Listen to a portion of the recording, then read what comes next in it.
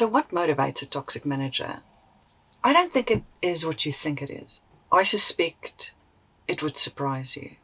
Toxic managers are not motivated by hurting you. They are not motivated by undermining you. They don't set out to be evil. The surprising thing about toxic managers is that they actually chase efficiency and productivity.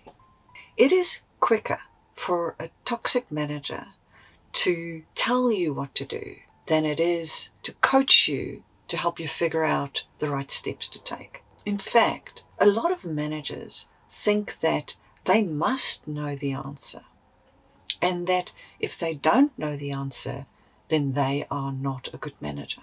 Modern management has pointed out repeatedly that coaching is the best way to help people, because coaching is a question-asking exercise.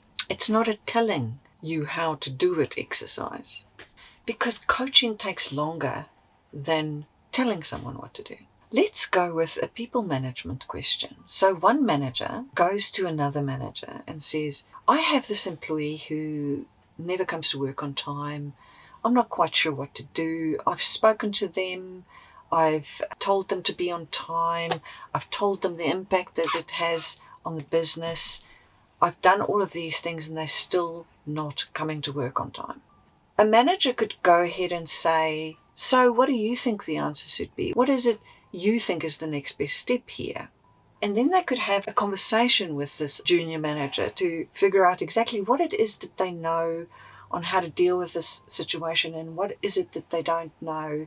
And then as a person talks, then they can work through the problem and the manager can help them get to a solution. They continue talking and they realize, well, the next best step is to sit the person down and have like a semi-formal meeting with them, document that meeting and say, look, if now it doesn't improve, I'm going to have to escalate this to the next level manager. The junior manager could arrive at that answer on their own, but that takes time.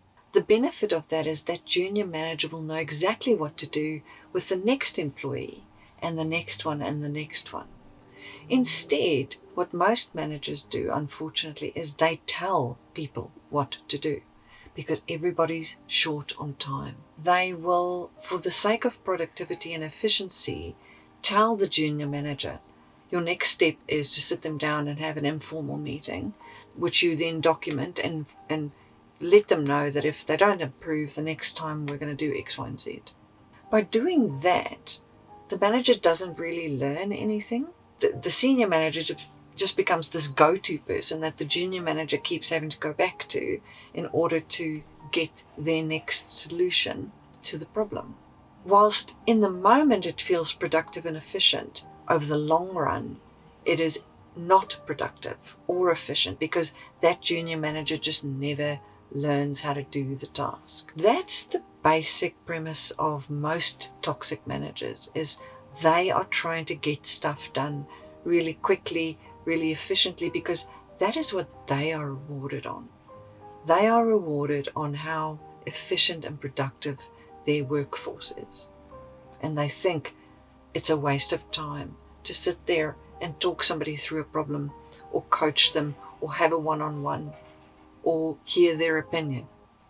And of course, the junior manager on the receiving end of all of this feels unimportant, undervalued, feels like a pawn being told what to do. It's easier and quicker to manipulate somebody than it is to coach or train them.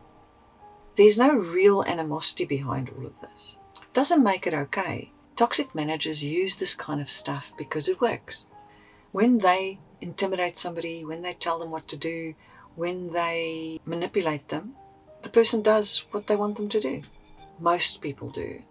But not everyone, but most people, especially conscientious people who want to do the right thing, who want to stay in the good books with the manager, who wants to impress the manager. You have a manager that yells. If they yell at you and you then scramble around and get stuff done, then they think that yelling gets them what they want, the productivity that they desire. And then of course they'll just keep using it. Why wouldn't they? They go about testing your boundaries. They go about testing what works with you. They just keep trying the things that they think will work to get the most work out of that person in the shortest possible time. They are really just maximizing the return on their investment of time.